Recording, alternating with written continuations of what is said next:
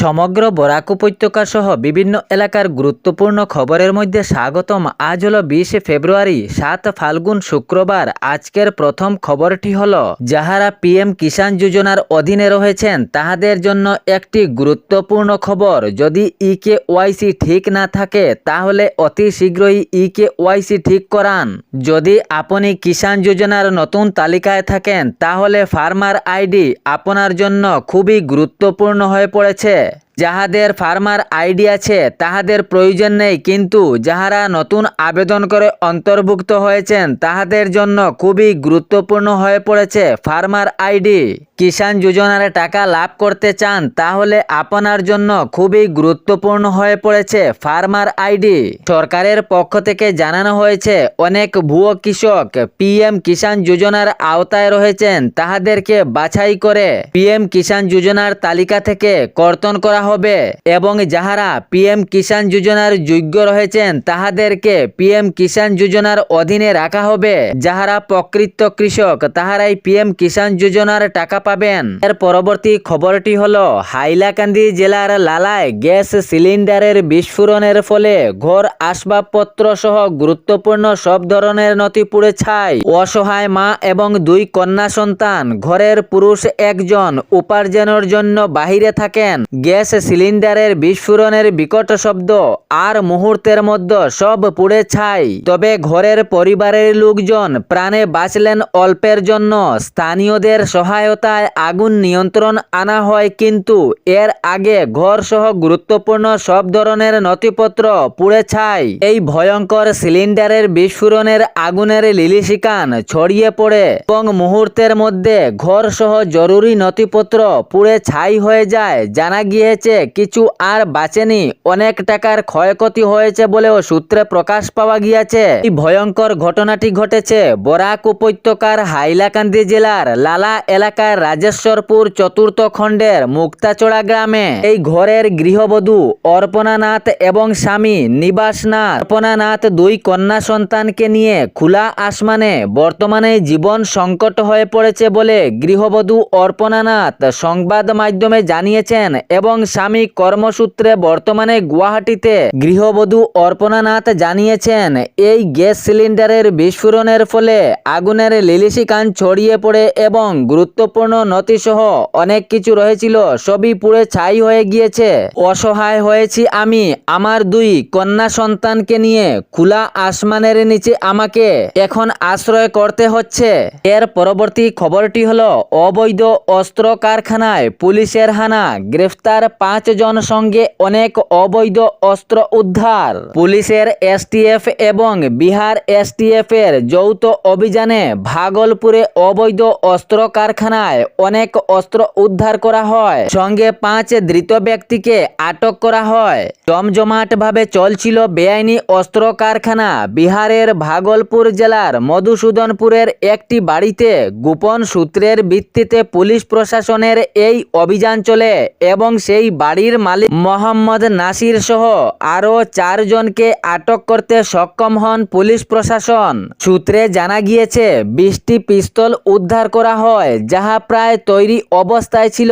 সঙ্গে বাজেয়াপ্ত করা হয় পিস্তলের ব্যারেল, 8টি একাধিক ড্রিলিং মেশিন সহ অনেক বহু যন্ত্রপাতি। এই কারখানায় এগুলো অবৈধভাবে তৈরি হতেছিল, কিন্তু পুলিশ গোপন সূত্রের ভিত্তিতে 5 জন ধৃতকে আটক করে এবং বাজেয়াপ্ত করে অস্ত্রগুলো। 20টি পিস্তল সহ পিস্তলের ব্যারেল, 8টি একাধিক ড্রিলিং মেশিন এবং অনেক বহু যন্ত্রপাতিও উদ্ধার করে পুলিশ প্রশাসন। তবে এ বিষয়ে পুলিশ প্রশাসনের তদন্ত অব্যাহত জারি রয়েছে। এর পিছনে আরো কাহারো বড়সড় হাত রয়েছে কিনা এ নিয়ে তদন্ত পুলিশ প্রশাসনের। এর পরবর্তী খবরটি হলো, বাজেট অধিবেশনের অন্তিম দিনে বেশ কয়েকটি গুরুত্বপূর্ণ ঘোষণা করলেন অসমের মুখ্যমন্ত্রী ডক্টর হিমন্ত বিশ্ব শর্মা। তিনি জানিয়েছেন, রাজ্যে যদি আবার আগামী বিধানসভায় ভারতীয় জনতা পার্টির সরকার হয় তাহলে প্রথম 3 বছরের মধ্যে 55,000 সরকারি চাকরি দেওয়া হবে। 55,000 সরকারি চাকরি দেওয়া হবে শিক্ষা বিভাগে বলে তিনি জানিয়েছেন। বিধানসভায় দাঁড়িয়ে ঘোষণা করলেন অসমের মুখ্যমন্ত্রী ডক্টর হিমন্ত বিশ্ব শর্মা। সঙ্গে তিনি এটিও জানিয়েছেন, নির্বাচনের আগে শিক্ষা বিভাগে দেওয়া হবে 5,000 নিযুক্তি। সঙ্গে তিনি চা শ্রমিকদের জন্য একটি সুখবর দিয়েছেন, জানিয়েছেন আগামী 1 মার্চ থেকে বৃদ্ধি করা হবে চা শ্রমিকের দৈনিক মজুরির টাকা। আগামী 1 মার্চ থেকে বৃদ্ধি হবে চা শ্রমিকের দৈনিক মজুরি। এর পরবর্তী খবরটি হলো, ভারতীয় সেনাবাহিনীতে যোগ দেওয়ার যে স্বপ্ন দেখছেন তাহাদের জন্য সুখবর। শিলচরের আর্মি রিক্রুটিং অফিসের অধীনে সেনা নিয়োগের রেজিস্ট্রেশন প্রক্রিয়া শুরু হয়েছে। এই প্রক্রিয়া চলবে আগামী 1 এপ্রিল পর্যন্ত। তবে আপনি যদি ভারতীয় সেনাবাহিনীতে যোগ দেওয়ার ইচ্ছুক থাকেন তাহলে আপনি জয়েন ইন্ডিয়ান আর্মি ওয়েবসাইটে গিয়ে প্রথমে একটি অ্যাকাউন্ট তৈরি করতে হবে। তাহার পর লগ ইন করে সংশ্লিষ্ট নিয়োগ বিজ্ঞপ্তি ভালোভাবে পড়ে নির্দিষ্ট বিভাগ অনুযায়ী আপনাকে আবেদন করতে হবে। এই অনলাইন আবেদনের জন্য অ্যাপ্লাই ফি 250 টাকা করে নির্ধারিত করা হয়েছে। অনলাইনে নথি ছবি আপলোড করার পর আবেদন জমা দিতে হবে। তবে এ বিষয়ে আপনার ডকুমেন্টসের প্রয়োজন হবে আধার কার্ড, সংযুক্ত মোবাইল নাম্বার, 10ম শ্রেণীর নাম্বারপত্র, উচ্চশিক্ষার যোগ্যতার নথিপত্র, ডোমিসাইল সংশয়পত্র, জাতিগত সংশয়পত্র, সঙ্গে স্ক্যান করা ছবি এবং ইমেল আইডি। এর পরবর্তী খবরটি হলো, সরকারি কর্মচারীরা যদি নিজের মা বাবাকে না দেখেন তাহলে তাহাদের মাসিক বেতন থেকে কাটা হবে টাকা এবং দেওয়া হবে সেই মা বাবার অ্যাকাউন্টে।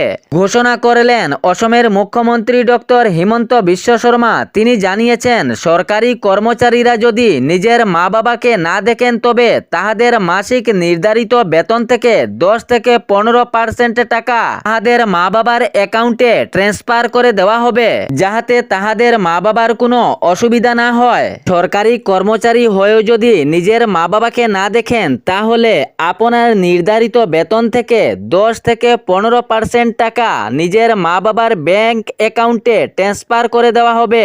এ নিয়ে ঘোষণা করলেন মুখ্যমন্ত্রী।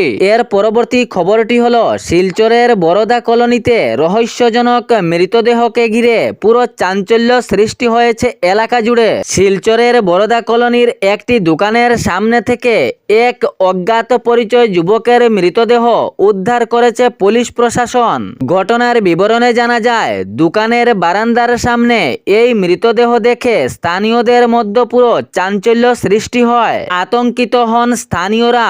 পরে ঘটনাটি খবর দেওয়া হয় পুলিশ প্রশাসনকে। ঘটনাস্থলে পুলিশ প্রশাসন তড়িঘড়ি করে পৌঁছেন এবং প্রাথমিক তদন্ত করেন। তবে শনাক্ত করা হয়নি এ মৃতদেহর পরিচয়। জানা গিয়েছে, এই ঘটনার খবর শুনে রাঙ্গিরখাড়ির থানার পুলিশ প্রশাসন ঘটনাস্থলে উপস্থিত হন। তবে থানার ইনচার্জের নেতৃত্বে মৃতদেহ উদ্ধার করে ময়না তদন্তের জন্য শিলচর মেডিকেল কলেজ হাসপাতালে পাঠানো হয়। তবে এখনো পর্যন্ত এই অজ্ঞাত পরিচয় যুবকের মৃতদেহ শনাক্ত করা হয়নি। এ নিয়ে পুলিশ প্রশাসনের তদন্ত অব্যাহত জারি চলছে। এ ছিল বরাক উপত্যকা সহ বিভিন্ন এলাকার গুরুত্বপূর্ণ খবর। এরকম নিত্য নতুন খবর পাওয়ার জন্য চ্যানেলটি সাবস্ক্রাইব করে রাখবেন এবং ভিডিওটি লাইক করে শেয়ার করতে ভুলবেন না, যাতে সঠিক সংবাদগুলো অন্যজনের কাছে পৌঁছায়। ধন্যবাদ।